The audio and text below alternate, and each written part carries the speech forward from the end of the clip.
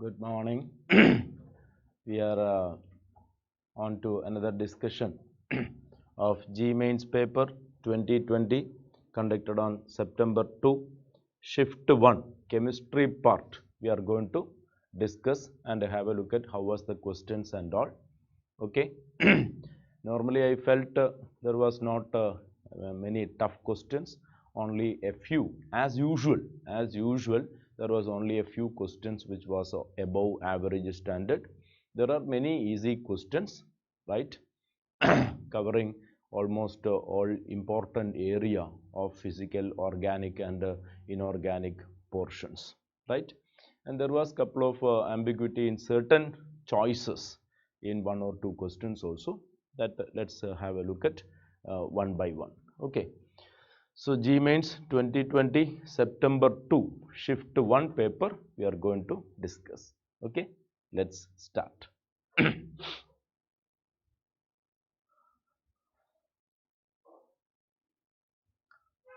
First question, it's a fundamental question. Which of the following is used for the preparation of colloids?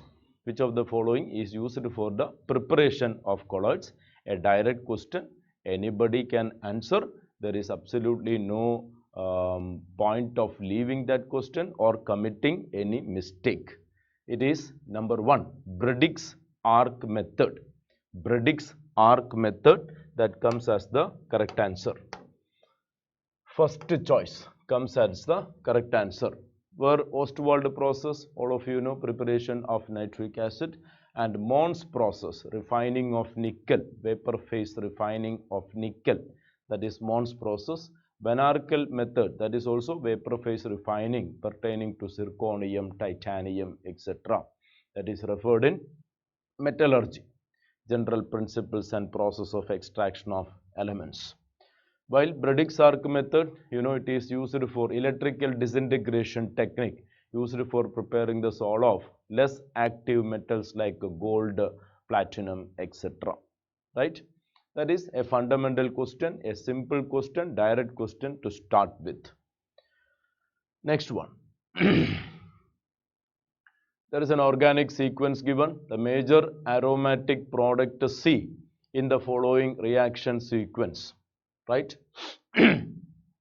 Let us see. The given compound react with the excess of HBr. The given compound react with the excess of HBr.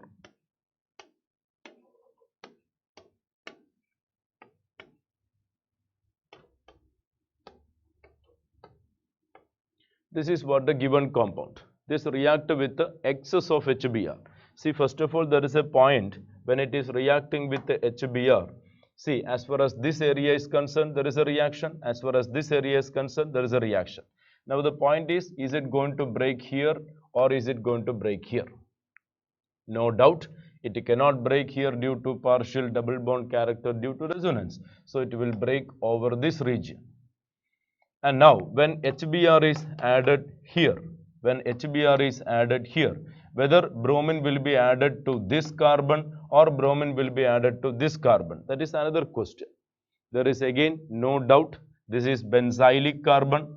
So, it has to form benzylic carbocation. So, bromine will be coming on this carbon. There is no doubt about it. Therefore, the product obtained will be like this. See, it is going to break here. Obviously, this O becomes OH. Hydrogen comes here and bromine comes on this carbon. Hydrogen comes on this oxygen and bromine comes on this carbon. And as I explained here, hydrogen will come here and bromine will be attached to this carbon as it forms a benzyl carbocation, which is pretty more stable. And a bromine comes over this region. This is what the compound A, as it is commented, HBr used is excess. HBr used is excess. So HBr can attack over this region and HBr can attack over this region. That will be the product obtained, and that is compound A.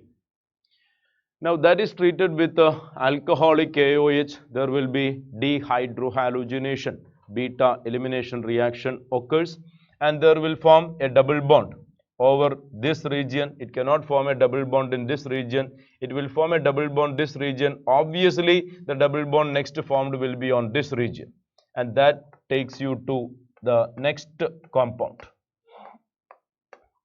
Here there is OH, and here it forms like this. You see, bromine and one hydrogen from here is eliminated, dehydrohalogenation, and a double bond will be formed over that region, as a double bond cannot be formed which is connected to the benzene ring. This is benzene ring. And now, when the double bond is coming here, immediately a cumulative one may not be successful. Therefore, bromine and a hydrogen from here is eliminated to get a double bond over that region. And now that is the compound B in the sequence. Now it is treated for ozonolysis. Now it is treated for ozonolysis. And what happens in ozonolysis is evident. It is going to break over the double bond. It is going to break over the double bond. And of course, it is going to break over here also. And what are the possible products obtained? You get the final product obtained. There is OH here, and this carbon turn CHO group. This carbon turn CHO group. And similarly, this carbon turn CHO group, and this carbon turn CHO group, and this carbon turns methanol. So the product obtained will be CHO, CHO plus HCHO.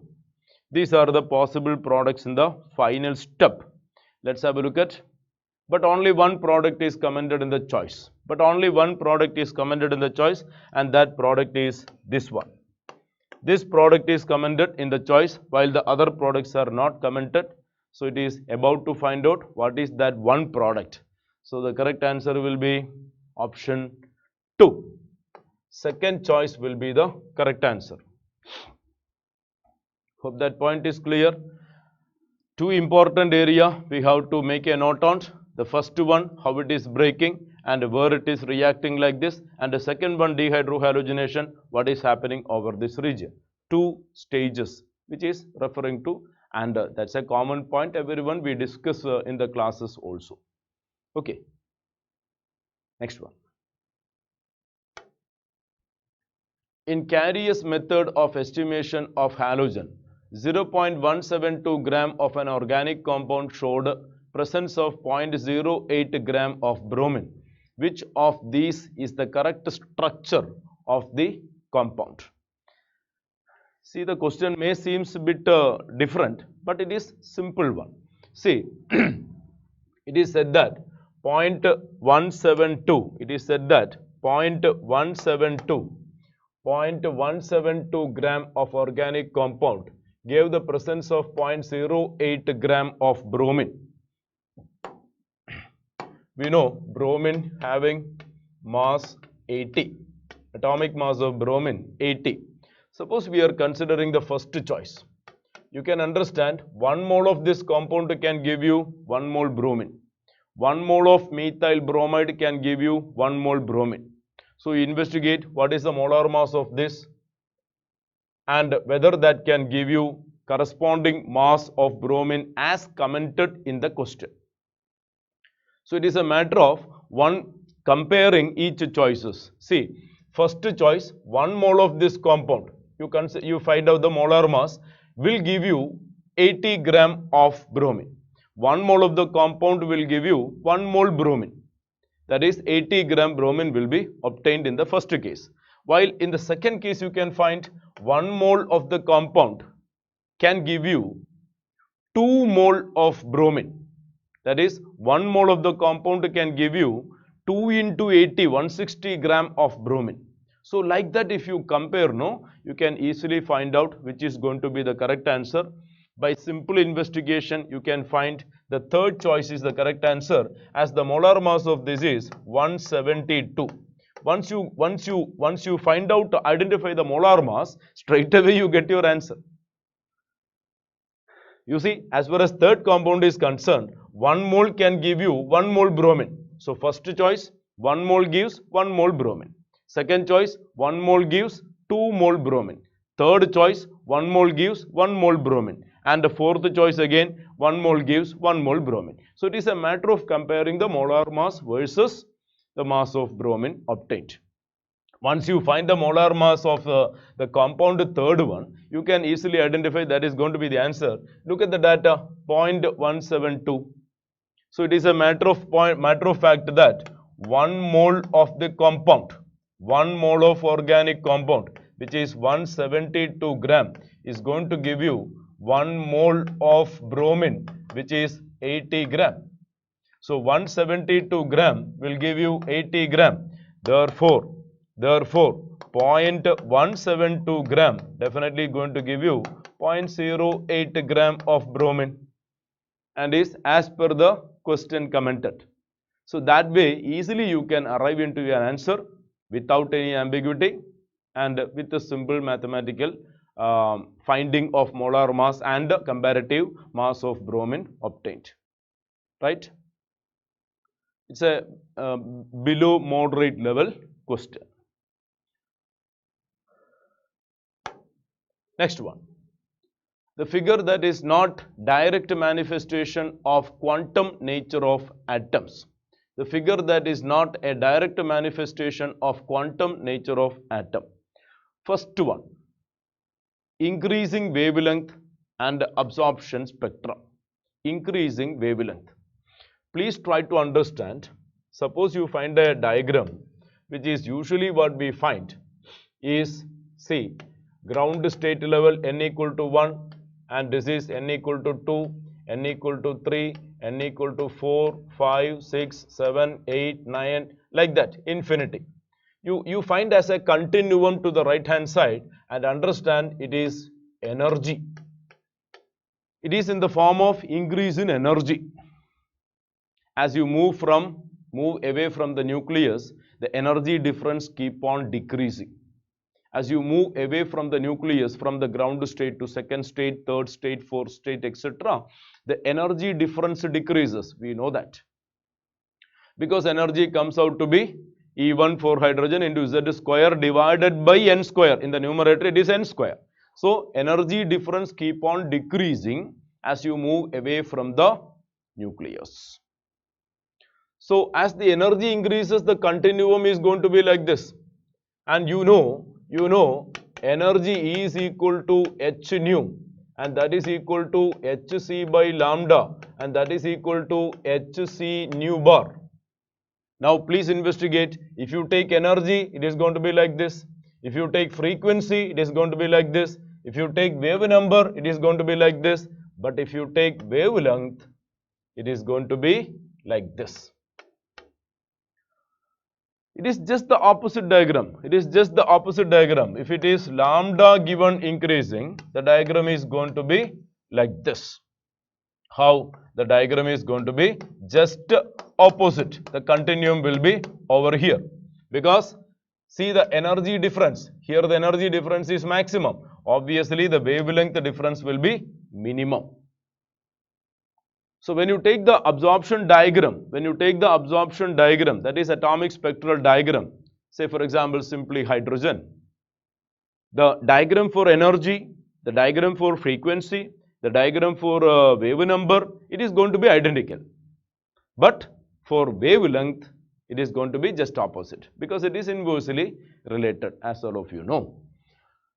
So that is a direct manifestation of the quantum nature of atoms, because atomic spectra is explained by the quantum nature of quantum mechanics or quantum theory. Now black body radiation, no doubt about it, black body radiation is a manifestation or it is explained by quantum theory only.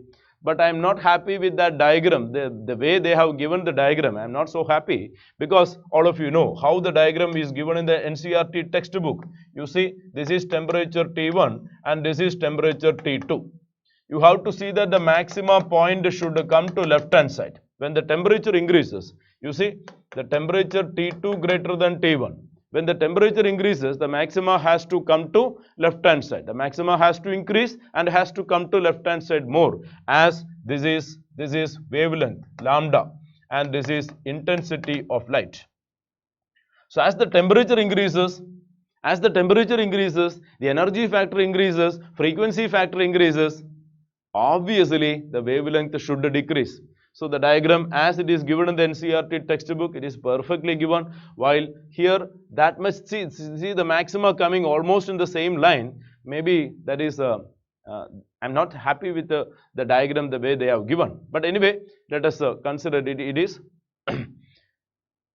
next one, kinetic energy of photoelectron versus frequency of incident radiation. Kinetic energy of photoelectrons, the graph is perfectly given. You know that kinetic energy is equal to h nu minus h nu 0. Now this is taken along the y-axis and this is taken along the x-axis, and this will be the slope of the line, and this parameter will be the y-intercept. And you can see the y-intercept is coming negative. Quite obviously, the graph has to be like this. Kinetic energy versus frequency, 0 origin. The graph has to be like this because the y-intercept has to go to negative. You see that? Kinetic energy taken along the y-axis and the frequency taken along the x-axis. Obviously, the slope is h, positive slope. Now, y-intercept is negative, y-intercept has to be negative, so it has to be like this. So, all these atomic spectra, if you read NCERT, you can simply answer. Atomic spectra is referring to the quantum theory. Intensity of black body radiation, hot body radiation, referring to quantum theory. And photoelectric effect, referring to quantum theory. Obviously, the fourth one has to be the answer. The internal energy of argon versus temperature. Right? That is not correctly given as a function. All of you know, internal energy U is equal to CV delta T. So you can find the internal energy is a function of change in temperature, but not as a direct function of temperature. It is not a function of change in, it's not a function of direct temperature. It is a function of change in temperature, and that is not exactly manifesting the condition, and that is the correct answer. Here asked for not a direct manifestation, so we can select the answer 4. A beautiful question based on the conceptual idea, expressing the conceptual idea, but marking your answer is very simple. Quantum theory is explained on the ground of or illustrating these phenomena, and you can understand this is not related to that. So that way you can easily identify your answer. Next question. For the following assertion and reason, correct option is, when Cu2 and sulfide ions are mixed, they react together extremely quickly to give a solid. You get a copper 2 sulfide. The equilibrium constant of Cu2 plus S2 minus giving Cus is high because the solubility product is low. Exactly, solubility product is taken under saturated condition under equilibrium, under standard conditions of temperature. Both the statements are true, but we are unable to connect with the assertion or reason. So we can go for option 1. R is the correct explanation. I will go for option 3. Both assertion and reason are true, but reason is not correct explanation of the assertion. Third choice can be taken based on the fundamental nature of copper 2 sulfide, and even you can investigate, go through the NCERT textbook where there is a long table given regarding the standard KSP values of various compounds. I believe copper 2 sulfide is also enlisted there, right? Next one. Consider that a D6 metal ion M2 plus forms a complex with aqua ligands. So there is D6 complex, M2 plus ion we have aqua ligands. You know, aqua ligands are weaker ligands. And the spin only magnetic moment is 4.9. 4.9 means there are 4 unpaired electrons. Magnetic moment 4.9 means there are 4 unpaired electrons. The geometry and crystal field stabilization energy of the complex is, see, there is tetrahedral given and there is octahedral also given. There is tetrahedral given and octahedral also given. So we are talking about D6 system. Let us take a tetrahedral first, as it is the first choice given. See, if it is tetrahedral, you know,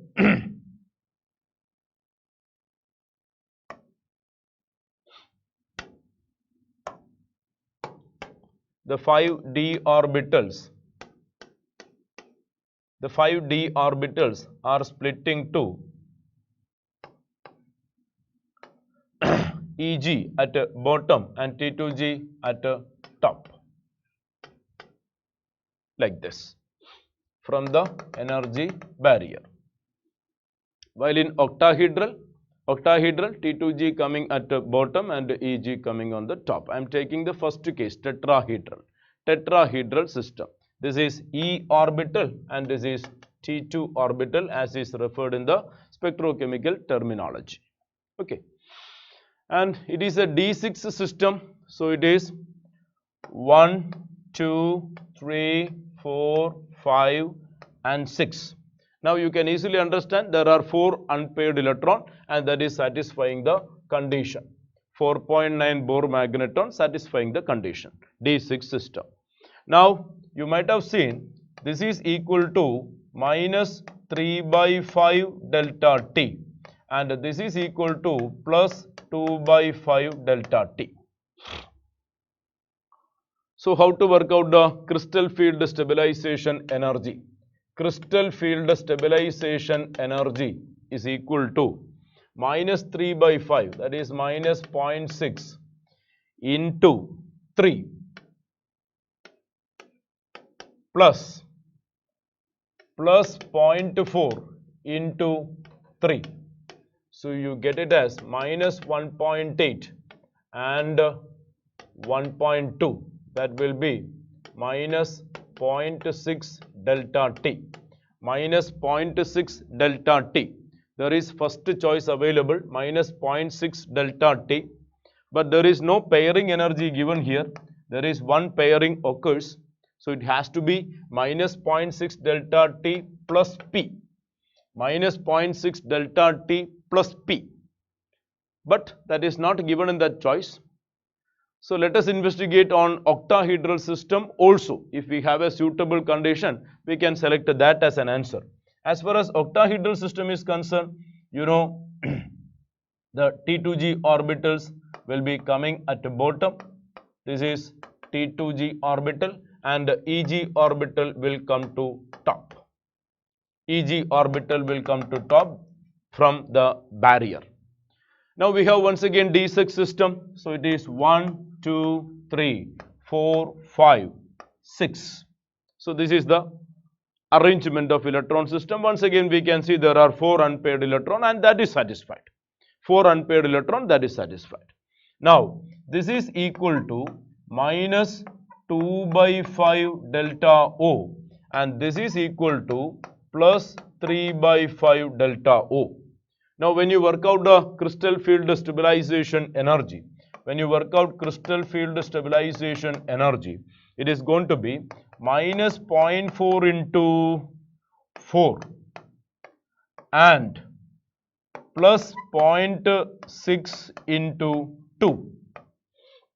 So that comes out to be minus 1.6, minus 1.6 and 1.2. So it will be minus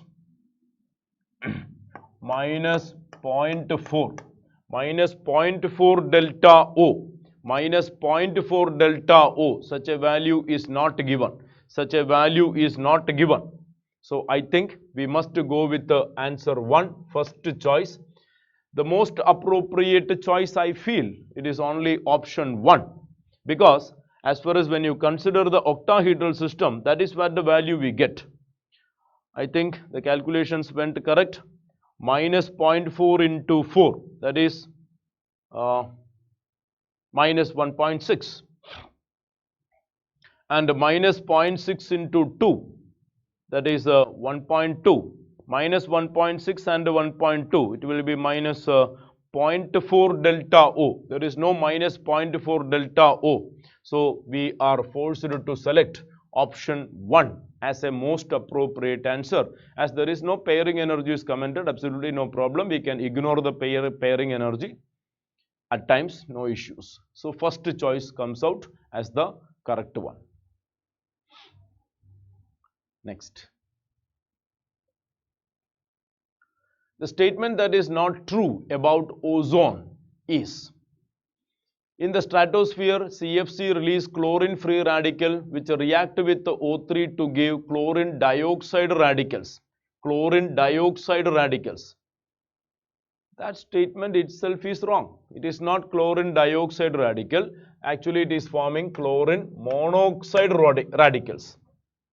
It's a, see, there is various sequential reactions of involving ozone layer depletion and various reactions happening over there due to CFCs, how the chlorine free radical attack and spoil ozone. It is well explained in the textbook. You can go through where it is chlorine monoxide free radical is formed, not the chlorine dioxide free radical. That itself is a wrong statement. I think that comes as a straight down answer.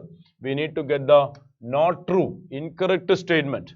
So we can go with the first choice. Let us go through the other choices also. In the stratosphere, it forms a protective shield. We know. In the atmosphere, it is depleted by CFCs. It is a toxic gas and its reaction with NO gives NO2. All the other statements are true. It's a textbook statements only. First statement is bit wrong because it is commented chlorine dioxide free radical. Chlorine dioxide radicals. It is chlorine monoxide radicals. Okay. Next one. Not correct for ideal gas. Not correct for ideal gas. It is density versus temperature, pressure, etc. Density versus temperature, pressure, etc. It's a very known fact that D is equal to Pm by RT. D is equal to Pm by RT. So when you take a D versus T, the first graph, D versus T, the first graph, that is correct. This graph is correct because D and T are inversely related. Now D versus T, the second graph, that is wrong. This is wrong. Now D versus 1 by T, D versus 1 by T, this is correct. Now D versus P, that is also correct. So the incorrect graph is the second one. We will go with the third choice.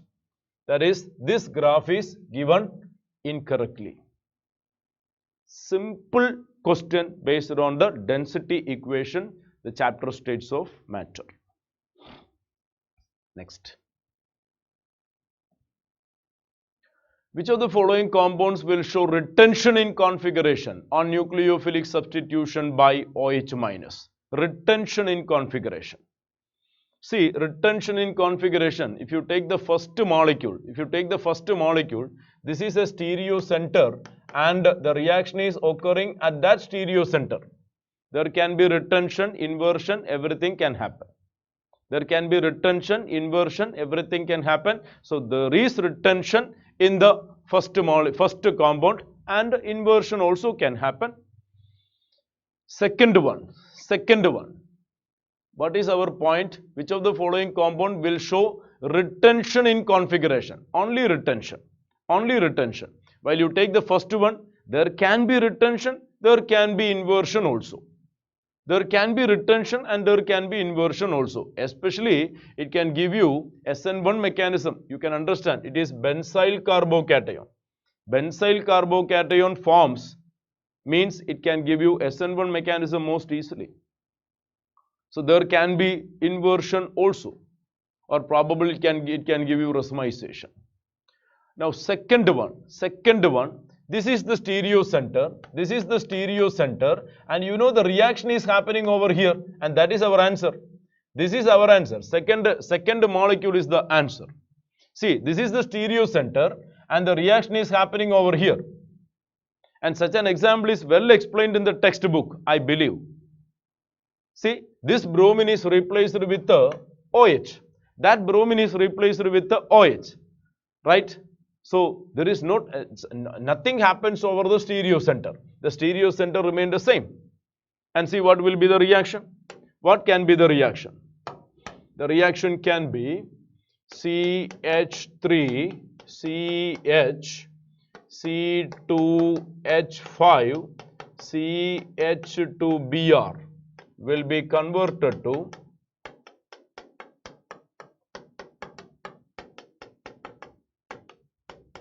see, this is replaced with the OH group and nothing is happening over the stereo center. That means it is unaffected. So there is no point of inversion, a possibility of inversion. It doesn't arise. It is only retention happens in such a system, and the answer is second choice. While in the third choice, it is not at all a stereo center. There is no point of discussing retention, inversion, etc. because it may have whatever happens, we don't mind because there is no stereo center in the third molecule. There is no stereo center in the third molecule. Second choice will be the correct answer. Next. If AB4 molecule is a polar molecule, a possible geometry of AB4 is AB4 is a polar molecule. AB4 is a polar molecule. A possible geometry of AB4 is, see, possible geometry and the shape are different. Geometry pertaining to the lone pair of electrons also. See, AB4 tetrahedral, the last choice, can never be polar. Can never be polar. AB4 square planar can never be polar. And rectangular planar is not a common geometry. As far as third one, square pyramidal, there is a possibility, square pyramidal, AB4 with a lone pair, AB4 with a lone pair, square pyramidal,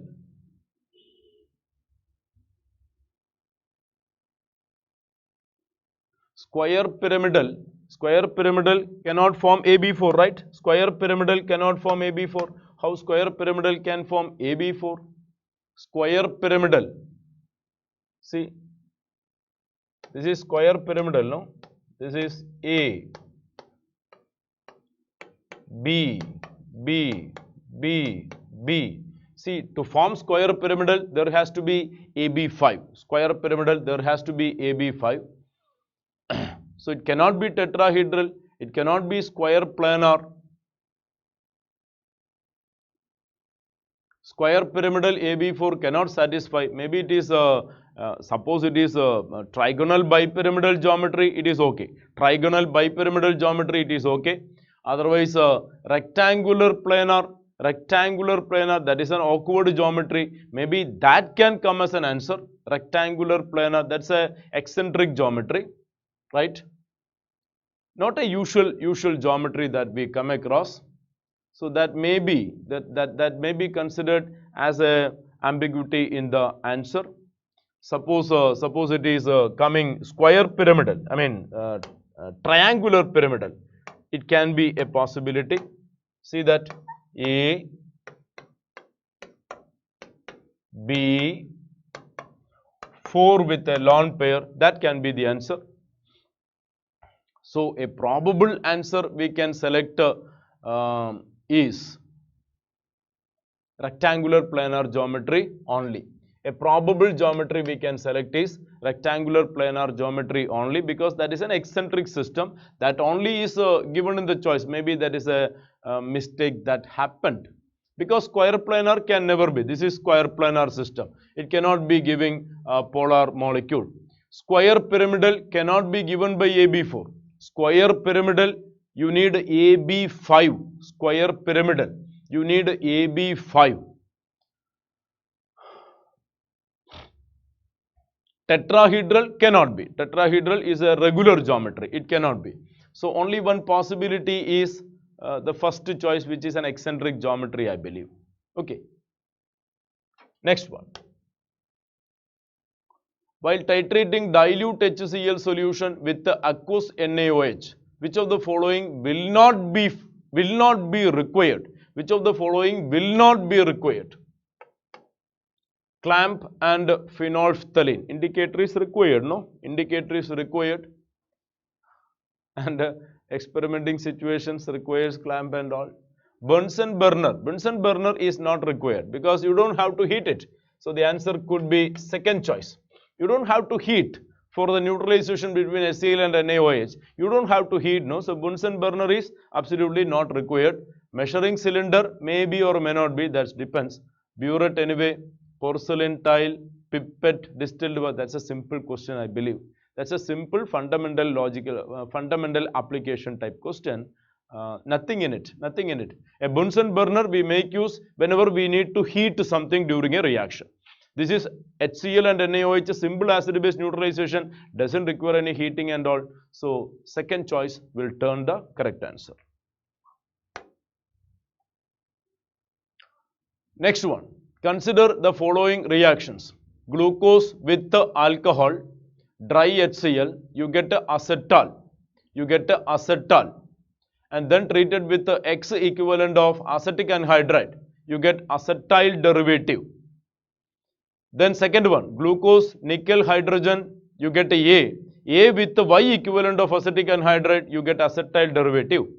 Third one, glucose with the Z equivalent of acetic anhydride, acetyl derivative. So that is what the question. X, Y, Z in these reactions are respectively. See the first one, glucose with alcohol and HCl, you will get acetal formation and the molecule turns out like this, no? You will get it like this. The remaining will be there as such.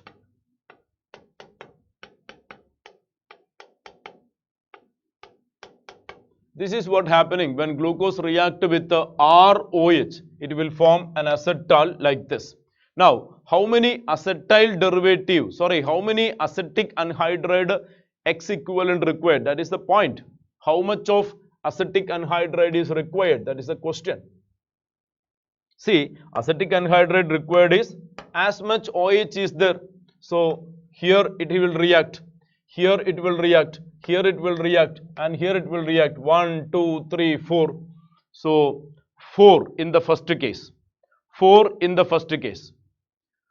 Now second one, glucose with the nickel hydrogen derivative.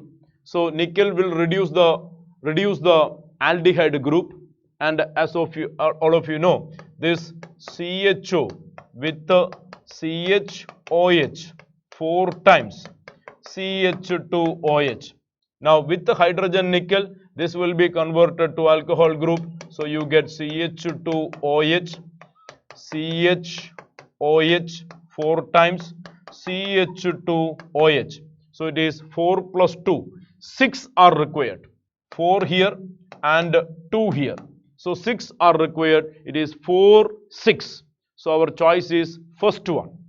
4, 6. And the third one, 5. Of course, this is glucose. This is glucose. You have 4 OH here and 1 OH here. The number of OH available will be equal to the number of equivalents of acetic anhydride reacting, and is based on the simple explanations given in the textbook itself. Formation of pentacetate, it is explained in the textbook. So in the first case, 1, 2, 3, 4 only. The second case, 6. While in the third case, it is 5. So 4, 6, 5. That is the correct answer. Next. In general, the property magnitude only that shows an opposite trend in comparison to other properties across a period. You know, ionization enthalpy increases from left to right. Across the period, ionization enthalpy increases. So ionization enthalpy increases. Ionization enthalpy increases.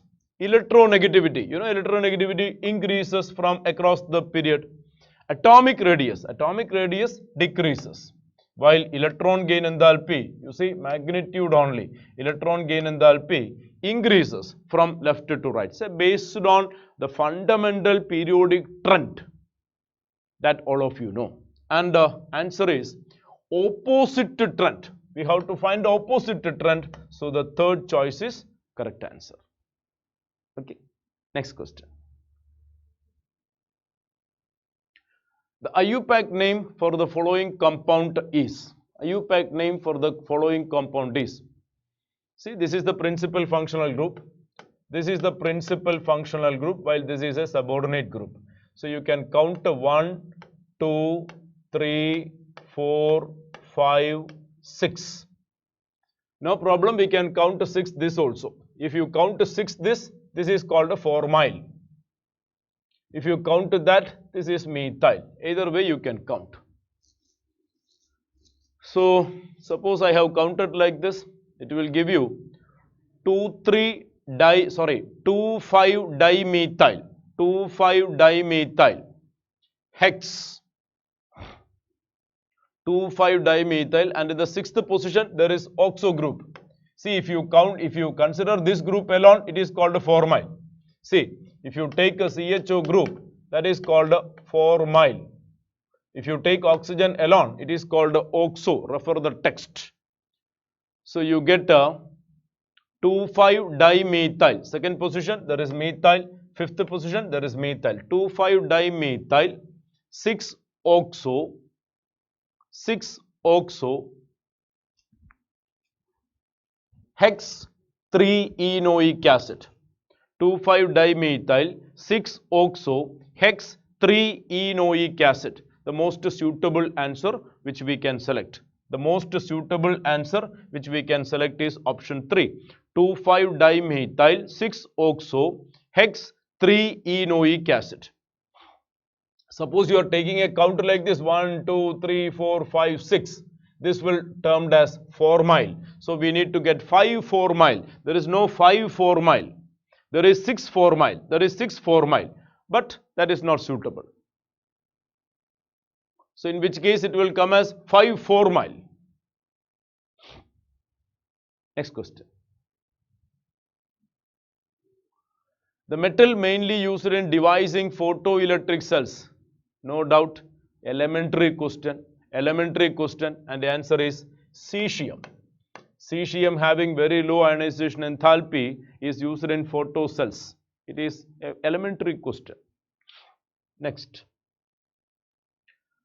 For octahedral Mn2 and tetrahedral Ni2 complexes, consider the following statements. Both complexes can be high spin. Many of the complexes of Mn2 and tetrahedral Ni2, they are high spin complex. Pairing may not occur. Nickel 2 complex can rarely be low spin. It can be low spin. Suppose it is going with a carbonyl system, nickel tetracarbonyl, something like that. It can. Otherwise, normally it is not. It is, suppose a strong ligand is coming. It can be. With the strong field ligands, Mn2 complexes can be low spin. You know that when the ligand is strong, it becomes a low spin complex. Aqueous solution of Mn2 ions is yellow in color. No, it is basically colorless or a pale pink color.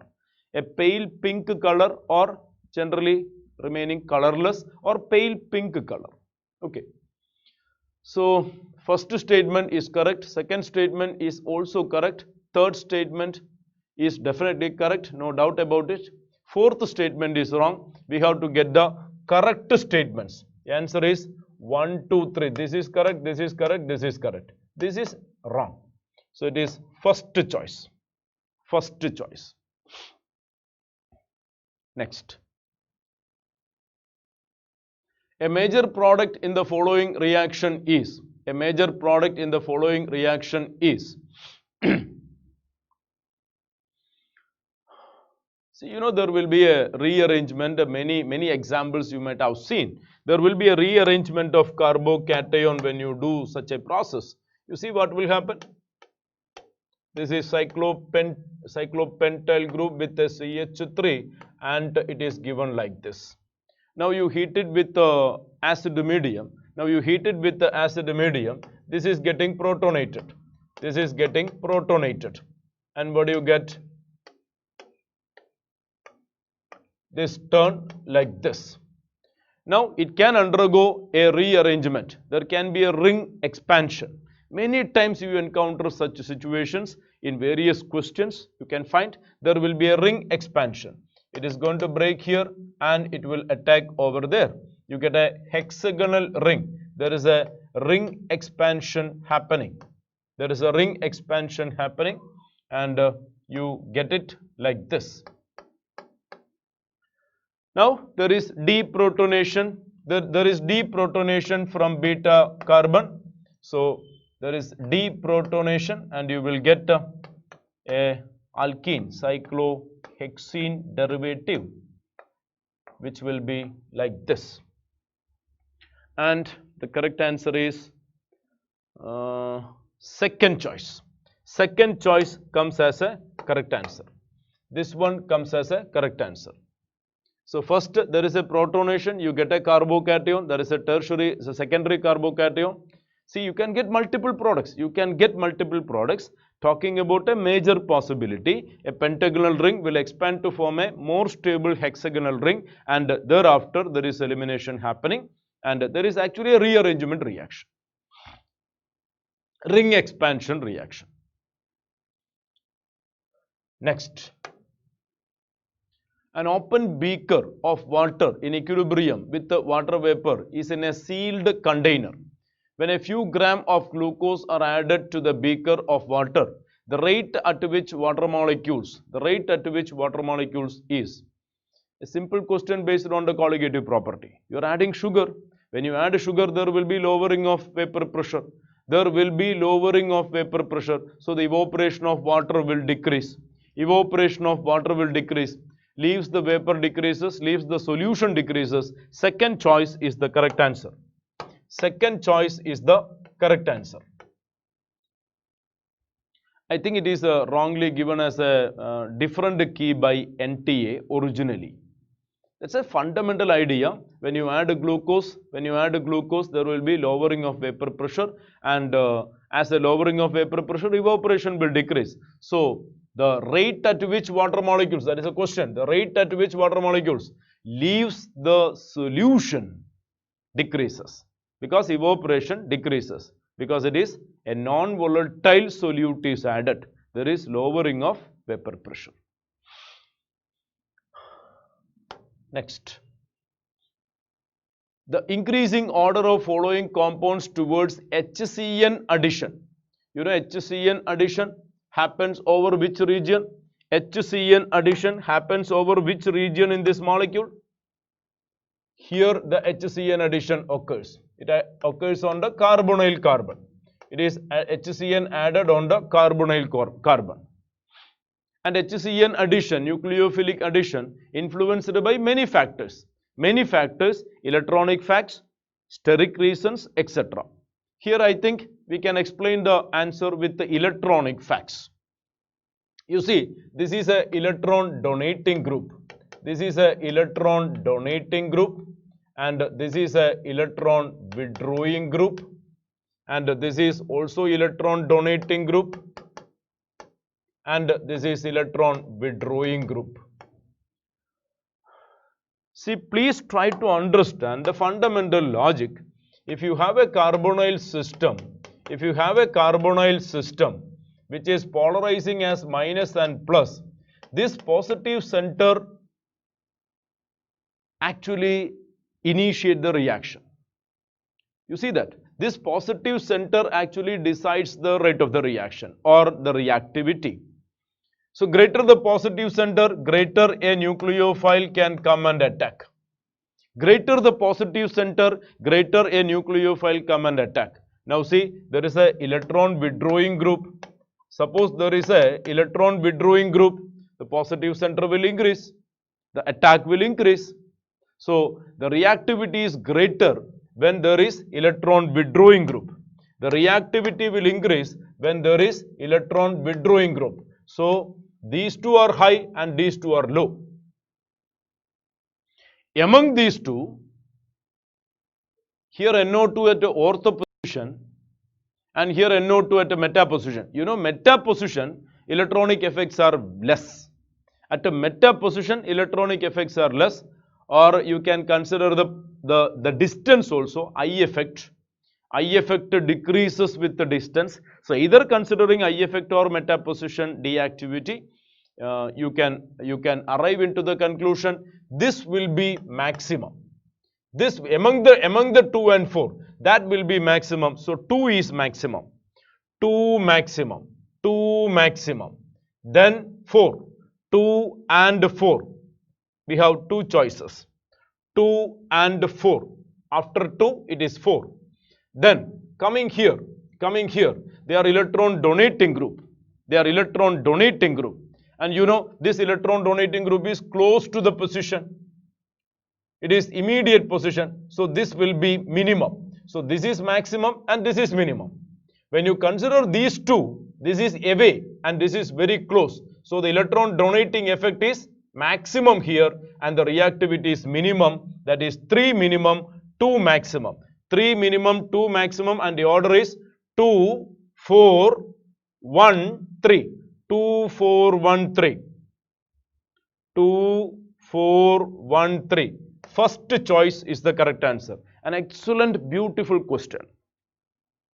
So when there is electron withdrawing group, reactivity increases. When there is electron donating group, reactivity decreases. So that factor and the position I effect or resonance effect on the ortho and meta position, you can easily identify the answer. Next question. On heating, compound A gives a gas B, which is a constituent of air. This gas, when treated with hydrogen in presence of catalyst, gives another gas C, which is basic in nature. So you can easily understand, you know, a constituent of air which react with the hydrogen, you get a gas which is basic. So definitely the gas the gas B talking about must be nitrogen. So nitrogen with the hydrogen, you get ammonia which is basic. We are talking about A should not be. A should not be.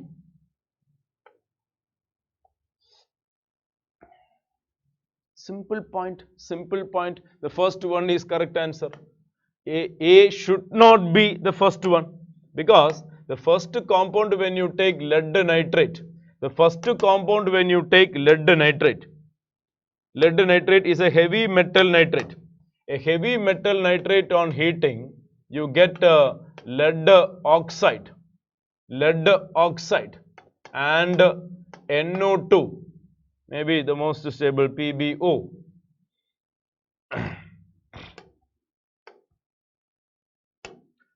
NO2 and oxygen. This is what happening there. This is what happening there. And see, this is a constituent in air. And that react with the hydrogen, you get water. But that is not basic and that is not a gas. See, H2 can react with a major constituent that is in air. Oxygen. You can take an oxygen. But oxygen with the hydrogen, you don't get a basic compound. It is commented here, you get a basic compound.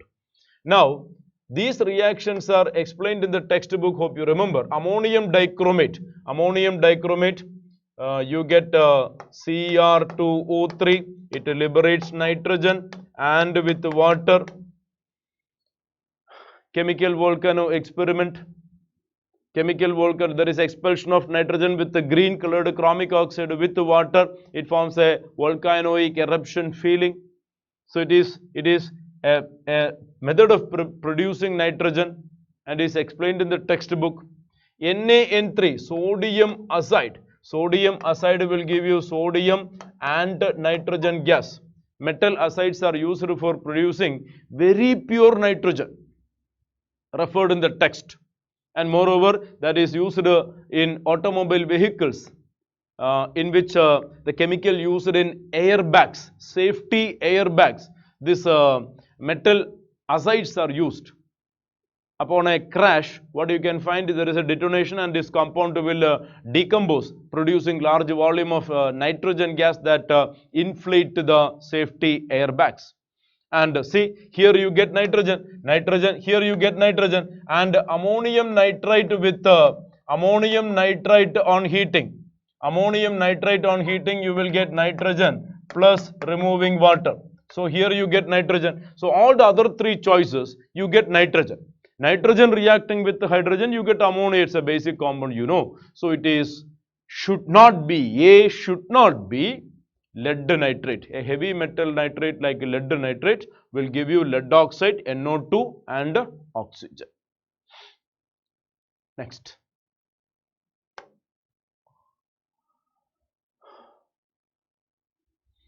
The internal energy change in joule when 90 gram of water undergoes complete evaporation at 100 degrees Celsius is delta H vaporization for water is given. Delta H vaporization for water is given 41 kilojoules. R value is given, temperature is given. We have to find the internal energy change. You know the relation, delta H is equal to delta U plus delta nRT. Therefore, delta U is equal to delta H minus delta nRT. Delta H is given, 41 kilojoule, remember, per mole. 41 kilojoule per mole. Here you are dealing with the 90 gram of water. Here you are dealing with the 90 gram water. That means 5 mole you are dealing. You are dealing with the 5 mole. Don't forget that. So this value should be taken into 5. Now there is delta N. Delta N, it is H2O liquid giving H2O gas. So delta N is 1 and is for 5 mole. So that value is also available. Delta N. This is for 1 mole reaction. There is 5 mole reaction. So delta N is also available. R value is given and temperature is given 373. You can find out what is delta U. Remember, delta U you need to find out for 90 grams and that too in joules. You have to get the answer in joules. So remember certain things. The answer required is in joules. You have to report to the answer in joules. And you are working out for 90 gram water. That is 5 mole water. And the basic equation, no doubt. This is the most important equation which we make use in many numericals. So how to apply that, you please be very careful to get your correct answer. So delta H equal to delta U plus delta nRT. Delta U you need to find out. Delta H minus delta nRT. This value is given, that is for 1 mole. So take it for 5 mole, 90 gram, 5 mole. Delta N also. Okay. Next question. Mass of gas adsorbed. Mass of gas adsorbed X per unit mass of adsorbate M was measured at various pressures P. A graph between log X by M and log P gives a straight line with the slope equal to 2. With a slope equal to 2 and intercept equal to 0.477. The value of X by M at a pressure 4 atm is. You see the data given. Slope equal to 2 and y-intercept equal to 0.477 and a pressure equal to 4 atm. You know the relation. We need to find out X by M. X by M is equal to Kp raised to 1 by N. Now taking log on both sides, log X by M is equal to log k plus 1 by n log p. Now this is taken along the y-axis and this is taken along the x-axis. And the graph is so obtained. Log x by m along the y-axis and log p along the x-axis. It is said that a graph like this and slope is equal to 2. Slope is equal to 2 and y-intercept is y-intercept obtained is 0.477. You see, this is slope. This is slope. So it is given 1 by n as 2. And log k, this is y-intercept, and that is given as 0.477. It is given log 3 equal to 0.477. Therefore, you can get k is equal to 3. And the pressure is given 4 atm. And this 1 by n value is given 2. So you can get the answer. You can get the answer. K is 3 and pressure is 4. Pressure given is 4 and 1 by n is 2. So it is 3 into 4 square. 3 into 4 square. So 16 into 3. You get a easy answer. 48 as the answer.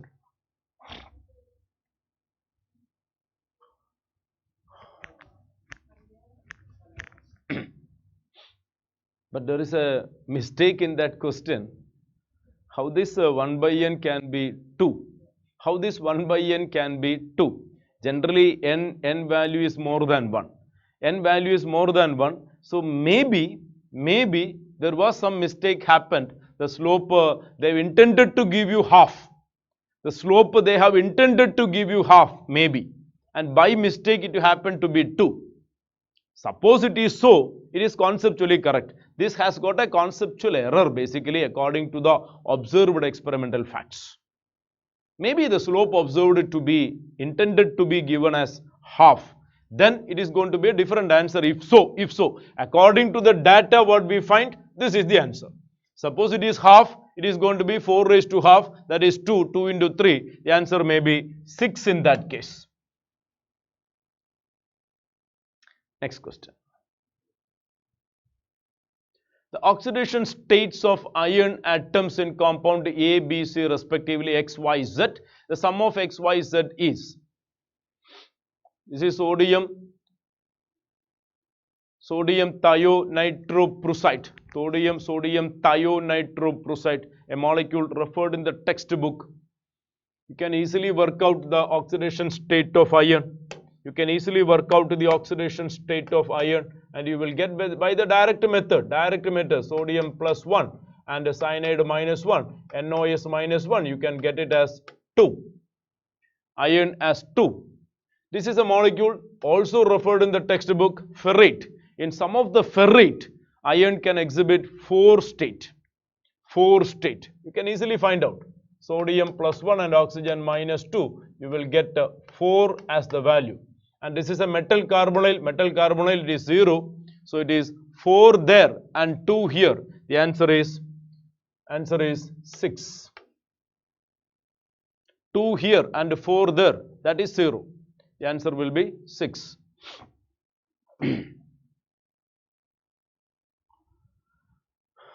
Next question. The number of chiral carbons present in the molecule given below. Number of chiral carbons, finding the stereocenter and the chiral carbons. Number of chiral carbons. How many chiral carbons are there? See, this is a chiral carbon. This is a chiral carbon. This is a chiral carbon. This is a chiral carbon. This is a chiral carbon. And this is a chiral carbon. So 1, 2, 3, 4, 5. You have 5 chiral carbons in the molecule. There is 5 chiral carbons in the molecule. It's a simple one, and this type of question repeatedly came for the last session exams also. I mean January conducted exams also. various molecules referred in the textbook is given. They have given as different structural molecule. Next, the Gibbs energy change in joule for the given reaction at Cu2 plus concentration equal to Cu2 plus concentration equal to Sn2 plus concentration equal to 1 molar and 298 Kelvin. The standard EMF, standard potentials of copper and tin are given. We have to find delta G. We have to find delta G.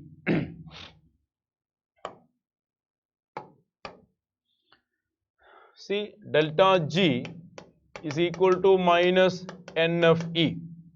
And now, what is E? E is equal to E0 minus 0.0591 by N log concentration of Sn2 plus divided by concentration of Cu2 plus. And you can easily understand this terminology, this entire term go 0. Because it is given, this is equal to 1. That means log 1. The entire terminology go and you get E cell is equal to E0 cell. E cell is equal to E0 cell. And you know E0 cell, that is E0 cell. So E cell is equal to E0 cell and that is equal to E0 cathode minus E0 anode. E0 cathode minus E0 anode. So here anode oxidation happens at a copper and a cathode reduction happens at a tin. So tin value minus copper value, that is minus 0.16 minus plus 0.34.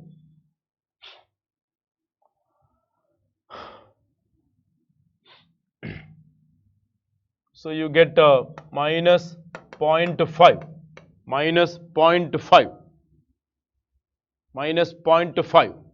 So the answer is minus NFE cell, that is E0 cell. So minus N is 2 electrons. So minus 2 into 96500 into E minus 0.5. So the answer is simple, no? 96500. 96500 as the answer. Right? Minus 2 into minus 0.5. You get 1. 96500 joules as the answer. Yes. That was the last question. And there we complete the discussion of GMains exam conducted on September 2nd, shift 1 paper. There was, as I said, there was bit ambiguities in certain questions and certain errors which can be conceptually argued. And there are so many simple questions. Majority questions are moderate level question. I don't find any tough level questions basically. There is no tough level questions. Those who are prepared well based on the NCERT syllabus content can score excellent mark in the exam. That was the status. Okay. There we conclude the class. Okay. Bye. We will meet in a next session. It is signing off. Divagaran sir, Professor PC Thomas classes, Kerala, Thrissur. Okay. Bye.